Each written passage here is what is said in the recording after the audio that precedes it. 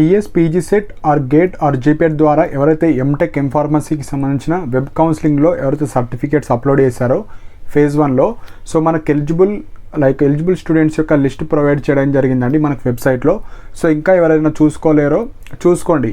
అది చూసుకున్న తర్వాత కూడా మీ యొక్క పర్సనల్ డీటెయిల్స్ కావచ్చు, అన్ని ఇంపార్టెంట్ డీటెయిల్స్ వాళ్ళు ఒక షీట్లో ఇవ్వడం జరిగింది. సో మీరు ఎప్పుడైతే ఒక హాల్ టికెట్ నెంబర్ ఎంటర్ చేయడం జరుగుతుందో డిస్ప్లే అవుతుంది. అందులో ఏమైనా మిస్టేక్స్ ఉన్నా కూడా కొద్దిగా ప్రాబ్లం అవ్వచ్చండి. సో ఈ వీడియోలో కంప్లీట్గా ఇంపార్టెంట్ పాయింట్స్ చెప్పడం జరుగుతుంది. సో ఫస్ట్ మీరు టీఎస్ పీజీ సెట్ వెబ్సైట్లో జస్ట్ క్లిక్ చేసిన తర్వాత మీకు అప్లికేషన్ కింద eligible list of verified candidates అని ఒక కొత్త లింక్ ఉంటుంది, న్యూ అని. సో అది క్లిక్ చేయండి. అది క్లిక్ చేసిన తర్వాత మీరు ఎంటెక్ కావచ్చు, ఎంఫార్మసీ కావచ్చు, అందులోనే మీరు చూసుకోవచ్చు. సో మీరు ఎవరైతే gate and PG set qualify అయిన వాళ్ళు ఉంటారు కదా, సో ఫస్ట్ ప్రిఫరెన్స్ గేట్ వాళ్ళకి ఇస్తారు. జీప్యాట్ అండ్ పీజీ సెట్ రాసిన వాళ్ళకు జీప్యాట్కి ఎక్కువ ప్రిఫరెన్స్ ఇస్తారు. సో ఫస్ట్ మీరు ఏదైతే మన సిస్టమ్ తీసుకుంటారు కదా first main, so జీప్యాట్ and PG set ఉన్న వాళ్ళు జీప్యాట్ ఎంటర్ అయ్యండి. గేట్ పీజీ సెట్ ఉన్న వాళ్ళు గేట్ యొక్క హాల్ టికెట్ నెంబర్ ఎంటర్ అయ్యండి. సో అది ఎంటర్ చేసిన తర్వాత మీకు కొన్ని డీటెయిల్స్, మీ పర్సనల్ డీటెయిల్స్, మీ ఎడ్యుకేషనల్ డీటెయిల్స్, మీ క్వాలిఫికేషన్ డీటెయిల్స్ మొత్తం ఇవ్వడం జరుగుతుంది. సో అందులో కొన్ని ఇంపార్టెంట్ పాయింట్స్ మీకు కరెక్ట్ ఉన్నాయో లేవో అవి కూడా చూసుకోవాలి. సో ఫస్ట్ వచ్చేసి మీరు హాల్ టికెట్ నెంబర్ ఎంటర్ చేస్తారు కదా, హాల్ టికెట్ నెంబర్ ఎంటర్ చేసిన తర్వాత మీ యొక్క ర్యాంక్ స్కోర్ బట్టి మీకు ఎంత స్కోర్ వచ్చింది, ప్రాపర్గా మీ స్కోరే వచ్చిందా, మీ ర్యాంకే వచ్చిందా, మీరు మీ యొక్క ర్యాంక్ కార్డ్ అవి చూసుకోవచ్చు. పీజీ సెట్ అనుకోండి ర్యాంక్, అదే గేట్ అనుకోండి స్కోర్ చూడాలి. సో అవి పర్ఫెక్ట్గా మీ పడ్డాయి లేవో చూసుకోండి. థర్డ్ వచ్చేసి నేమ్ అండి. సో నేమ్ కూడా మీకు ఏదైతే 10th క్లాస్లో ఏ విధంగా నేమ్ ఉందో ఆ విధంగా ఉండాలి, లేదంటే బీటెక్లో ఏ విధంగా ఉందో ఆ విధంగా ఉండాలి. సో మోస్ట్లీ మనకు 10th మ్యాండేటరీగా చూస్తారు కాబట్టి దాన్ని రిఫరెన్స్ పాయింట్గా చూస్తారు కాబట్టి ప్రాపర్గా నేమ్ పడ్డదో లేదో చూసుకోండి. 4th పాయింట్ వచ్చేసి ఫాదర్ నేమ్. ఫాదర్ నేమ్ కూడా 10thలో ఏ విధంగా ఉందో అట్లనే ఉండాలి. 5th వచ్చేసి జెండర్ అండి. సో మీరు మేలా ఫీమేలా పర్ఫెక్ట్ పడ్డదో లేదో చూడండి. కొందరు మేల్ బదులు ఫీమేల్ పడుతుంది, ఫీమేల్కి మేల్ కూడా పడవచ్చు. 6th వచ్చేసి డేట్ ఆఫ్ బర్త్.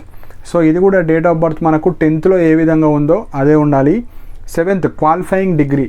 సో మీరు ఎవరైతే బీ ఫార్మసీ వాళ్ళు బీ ఫార్మసీ పడ్డదా, బీఈ బీటెక్ వాళ్ళకు మీరు కరెక్ట్ ప్రాపర్గా పడ్డదో లేదో చూసుకోండి. సో నెక్స్ట్ వచ్చేసి టెస్ట్ కోడ్ అండి. టెస్ట్ కోడ్ అంటే బీటెక్లో మీరు సివిల్ ఇంజనీరింగా, మెకానికలా, కంప్యూటర్ సైన్సా అది మీరు ఎంటర్ చేయాల్సి, అంటే అది పర్ఫెక్ట్ పడ్డదా, మీరు ఏదైతే పేపర్లో ఎగ్జామ్ రాశారో అది కరెక్ట్ ఉంటే ఓకే. నెక్స్ట్ వచ్చేసి 9th చాలా ఇంపార్టెంట్ కేటగిరీ. సో మీరు ఎస్సీయా, ఎస్టీయా, బీసీ, ఏయా, బీయా, సో మైనారిటీయా, సో కేటగిరీ కాబట్టి జస్ట్ బీసీ, ఎస్సీ, ఎస్టీ మీరు ఏ క్యాస్టో ఆ క్యాస్ట్ పర్ఫెక్ట్ పడ్డదా లేదో చూసుకోవచ్చు. నెక్స్ట్ 10th వచ్చేసి మైనారిటీ. సో మైనారిటీ స్టేటస్ ఉన్న వాళ్ళు మైనారిటీ వచ్చిందా లేదా చూసుకోండి. 11th వచ్చేసి లోకల్ స్టేటస్. సో ఎవరైతే తెలంగాణలో చదివి మీకు ఓయూ వస్తే ఓకే, ఓయూ రాకపోతే మళ్ళీ మీరు ఎడిట్ చేసుకోవచ్చు. కాకపోతే కొద్దిగా లాంగ్ ప్రాసెస్. అంటే మీరు సర్టిఫికేట్స్ ఏవైతే అప్లోడ్ చేసిన డేటా, మీరు personal details, educational details certificates upload చేసిన దాని మీద వాళ్ళు వెరిఫై చేసి ఫైనల్ అవుట్పుట్గా ఇవి ఇచ్చారు. మీరు ఏవైతే ఎంటర్ చేస్తారో అవి మాత్రమే ఇస్తారు ఇక్కడ. సో 12th వచ్చేసి స్పెషల్ కేటగిరీ. సో ఎవరైతే ఎన్సీసీ కావచ్చు, పిహెచ్ కావచ్చు, సో ఎవరైతే క్యాప్ కావచ్చు, ఏవైతే స్పెషల్ కేటగిరీ సీట్స్ వాళ్ళు ఉంటారు కదా వాళ్ళు అప్డేట్ చేస్తారు ఇప్పుడే. మీరు అక్కడ స్పేస్లో మీకు ఎలాంటి ఏం చూపించదు. సో మీకు అప్డేట్ చేస్తారు. ఈ రోజన్నా రేపన్నా ఎల్లుండన్నా అప్డేట్ చేస్తారు కాబట్టి మీరు కంగారు పడాల్సిన అవసరం లేదు. మీ యొక్క పర్సనల్ డీటెయిల్స్ అన్నీ వచ్చినాయో లేవో చూసుకోండి. సపోజ్ మొత్తానికి రాకున్నా ఏం కాదు. సో మీకు సపరేట్ స్పెషల్ రిజర్వేషన్ కాబట్టి మీకు సపరేట్గా మళ్ళీ వెబ్ ఆప్షన్స్ కానీ అన్ని ప్రియారిటీ ఆర్డర్స్ వాళ్ళు సెట్ చేస్తారు. సో సెట్ చేసిన దాకా కొద్దిగా వెయిట్ చేయండి. సో అక్కడ బ్లాంక్ వచ్చింది, ఇక్కడ నాకు ఎన్సీసీ ఉంది, క్యాప్ ఉంది, ఇక్కడ ఏం వస్తలేదంటే ఏం కాదు, కొద్దిగా అప్డేట్ చేయలేరు అంతే. 13th పాయింట్ వచ్చేసి పేరెంటల్ ఇన్కమ్ అండి. సో ఎవరికైతే ఫీజు రియంబర్స్మెంట్ ఉండి ప్రాపర్ సర్టిఫికేట్ అప్లోడ్ చేసిన తర్వాత మీకు లోవర్ అని పడితే మీకు ఫీజు రియంబర్స్మెంట్ వస్తుంది. ఎవరికైతే సర్టిఫికేట్ ఉండి కూడా హయ్యర్ అని పడితే మీరు అర్జెంటుగా ఈమెయిల్ సర్వీస్ కావచ్చు, ఫోన్ సర్వీస్ ద్వారా మీరు వాళ్ళకి ఇంటిమేట్ చేయాలి. నా సర్టిఫికేట్ ప్రాపర్గా అప్లై చేశాను, కాకపోతే మీకు హయ్యర్ అని పడ్డది, ఒకసారి వెరిఫై చేయండి అని చెప్పాలి. సో ఎందుకంటే మీకు ఫేజ్ 1 సీట్ అలాట్మెంట్ అవుతుంది కదా, అప్పుడే మీకు ఫీజు రియంబర్స్మెంట్, ఎగ్జాంపుల్ ఒక కాలేజ్లో 1 lakh ఫీజు ఉంది, ఫీజు రియంబర్స్మెంట్ ఒక 50,000 55,000 బీసీ వాళ్ళకి ఇస్తున్నారు అనుకోండి, అది తీసేసి రిమైనింగ్ ఎంత అమౌంట్ అయితే చూపిస్తుందో అది మాత్రమే మనం పే చేయాలి. సో ఇప్పుడు హయ్యర్ అని పడ్డది అనుకో, మళ్ళీ మీరు మొత్తం ఫీ పే చేయాల్సి వస్తుంది. సో ఇవన్నీ చాలా జాగ్రత్తగా చూసుకోండి. ఎవరికైతే ఇన్కమ్ సర్టిఫికేట్ ఓకే ప్రాపర్గా ఉండి లోవర్ పడితే ఓకే, మీ ఫీజు రియంబర్స్మెంట్ ఎంత వస్తుందో అంత మైనస్ చేసి వస్తుంది మనకు సీట్ అలాట్మెంట్ మీద. సో మీరు వరి అవ్వకండి లైక్ ఎంత ఫీజు రియంబర్స్మెంట్ వస్తుంది నాకు, మీకు ఫీజు రియంబర్స్మెంట్ తీసేసే కాలేజ్లో ఎంత రిమైనింగ్ అమౌంట్ మీరు కట్టాలి అది మాత్రమే మనకు ఫేజ్ 1కి సంబంధించిన అలాట్మెంట్ ఆర్డర్ మీద పడుతుంది. సో నెక్స్ట్ వచ్చేసి 14th పాయింట్ ఈడబ్ల్యూఎస్. ఓసీలో ఎవరైతే ఈడబ్ల్యూఎస్ సర్టిఫికేట్ ఉందో మీరు అప్లోడ్ చేసిన తర్వాత మీకు ఎస్ పడ్డదా నో పడ్డదా, ఎస్ పడితే రిజర్వేషన్ వస్తుంది, నో పడితే మీకు రిజర్వేషన్ రాదు. సో 15th వచ్చేసి అదర్ ఎగ్జామ్కి సంబంధించిన హాల్ టికెట్ నెంబర్ వస్తుంది. సో కొందరు PG set and gate qualify అయిన వాళ్ళు ఉంటారు, కొందరు పీజీ సెట్ జీప్యాట్ క్వాలిఫై అయిన వాళ్ళు ఉంటారు. సో ఫస్ట్ ప్రిఫరెన్స్ మీరు గేట్ జీప్యాట్ వాళ్ళకి ఇస్తారు. సెకండ్ ప్రిఫరెన్స్ వచ్చేసి మనకు లాస్ట్కి హాల్ టికెట్ నెంబర్ ఉంటుంది. సో మీరు చాలామంది కన్ఫ్యూజ్ అవుతున్నారు, ఫస్ట్ వీళ్ళకు మాత్రమే ప్రిఫరెన్స్ ఇస్తారు, అవి ఫిల్ అయిన తర్వాత రిమైనింగ్ వాళ్ళకు పీజీ సెట్ వాళ్ళకి కావచ్చు వాళ్ళకి ఇస్తారు ప్రిఫరెన్స్. సో మీరు చాలామంది వరి అవ్వాల్సిన అవసరం లేదు, వాళ్ళు పర్ఫెక్ట్ ప్రియారిటీ ఆర్డర్ బట్టే మీకు మంచి ర్యాంక్స్ ఎవరెవరికి వచ్చినాయో, మంచి స్కోర్స్ ఎవరెవరికి వచ్చినాయో మీ కేటగిరీలో టాప్ ఉన్న వాళ్ళకు మాత్రమే ఇవ్వడం జరుగుతుంది, కాబట్టి ఎక్కువ వరి అవ్వకండి. సో ఇవి మనకు 15 పాయింట్స్ అండి. సో ఈ 15 పాయింట్స్లో ఎవరికన్నా మిస్టేక్స్ ఉన్నా లేదంటే మనం ఎడిట్ చేసుకుందాం అనుకున్నా మీరు ఈమెయిల్ సర్వీస్ ద్వారా మీరు క్లిక్ చేసిన తర్వాత మీ యొక్క hall ticket number, me login ID are password, like hall ticket number password enter చేస్తారు కదా నార్మల్గా మీరు ఎట్లయితే అప్లోడ్ చేస్తారో అట్లా ఏమన్నా సర్టిఫికెట్స్ అన్నీ ప్రాపర్గా ఉన్నాయో లేవో చూసుకోండి. అప్పుడు కూడా పర్ఫెక్ట్ ఉన్నాయంటే మీరు లైక్ కాల్ చేయడానికి ట్రై చేయండి. ఇప్పుడు లైక్ ఈ ఎలిజిబుల్ లిస్ట్ తర్వాత వాళ్ళు కాల్స్ లిఫ్ట్ చేస్తారు మోస్ట్లీ. సపోజ్ కాల్స్ కూడా లిఫ్ట్ చేయకపోతే ఈరోజు ఒక్కరోజు వెయిట్ చేయండి, రేపు మీరు ఇంకొకసారి కాల్ చేయండి, లేదంటే ఈమెయిల్ సర్వీస్ ద్వారా మీరు క్వైరీస్ లైక్ నేను ఈ సర్టిఫికేట్స్ కరెక్ట్ అప్లోడ్ చేసిన కాకపోతే మీ నుంచి ప్రాపర్ రెస్పాన్స్ లేదు నేను ఇన్కమ్ సర్టిఫికేట్ నా దగ్గర ఇప్పుడు ఉంది, ఇప్పుడు అప్లోడ్ చేద్దాం అనుకుంటున్నా. సో ఇలాంటి ఏ చిన్న క్వశ్చన్స్ అన్నా, ఏమన్నా డేట్ ఆఫ్ బర్త్ కావచ్చు, ఫాదర్ నేమ్ కావచ్చు, ఏదన్నా ఏమన్నా ఉంటే మీరు ఈమెయిల్ సర్వీస్ ద్వారా కానీ కాల్స్ ద్వారా ఎడిట్ చేసుకోవచ్చు. కానీ ఆల్రెడీ మనకు ఎడిట్ ఆప్షన్ కానీ అన్నీ అయిపోయినాయి, కానీ లాస్ట్ ఇందులో ఉన్న డేటా పర్ఫెక్ట్ పడ్డదా లేదా చూసుకోవాలి. సో ఏమైనా మిస్టేక్స్ ఉంటే మీరు ఈమెయిల్ సర్వీస్ ద్వారా మీ యొక్క hall ticket number, password enter చేసి లాగిన్ అయ్యి అన్నీ చెక్ చేసుకోండి ఒకసారి. అందులో ఏమైనా క్వశ్చన్స్ కానీ ఏమన్నా రీఅప్లోడ్ చేసుకుందామన్నా ఇప్పుడే చేసుకోండి.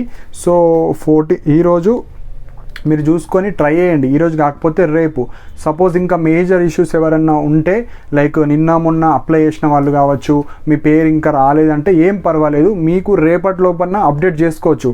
మనకెందుకంటే 27th to 28th web options ఉంది.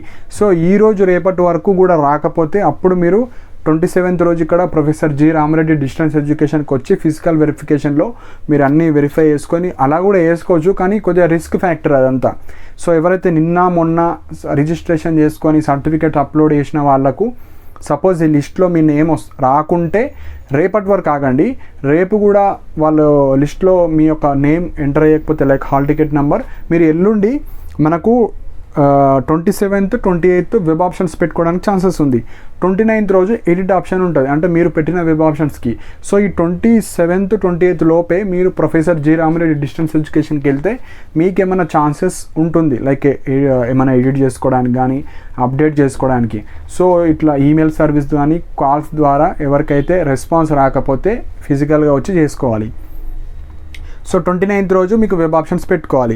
సో 1st September వచ్చేసి మీకు ఫేజ్ 1కి సంబంధించిన సీట్ అలాట్మెంట్ వస్తుంది.